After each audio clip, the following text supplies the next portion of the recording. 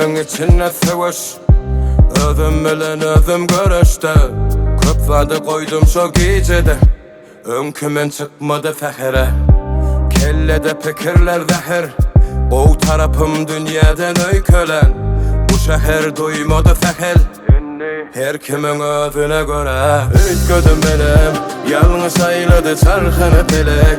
Çägen köpü yanmağı gerek, ayna bolmak üçün men yali. Mehre nasip mehredar, bir de adalatın dünya zalim, zalim, zalim, zalim. Bana vermedi metestadımı, bana ker bulma arzum var. Bir de adalatın dünya zalim, zalim, zalim, zalim. Dünya gördü görmedi halimi.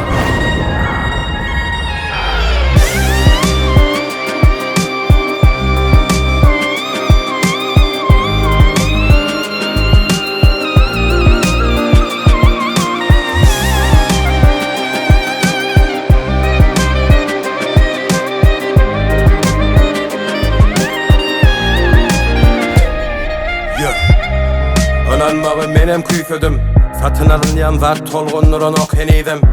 Dünyanın özü kiyse de, kim näme diyse de bu yalançıda hakikini gözledim. Sen önkün beni görsödün, haypın elerde özümü ayaman yörünümü.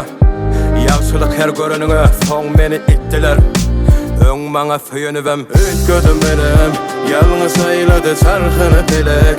Çägen köpü yanmağı gerek, ayna bolmak üçün men yali.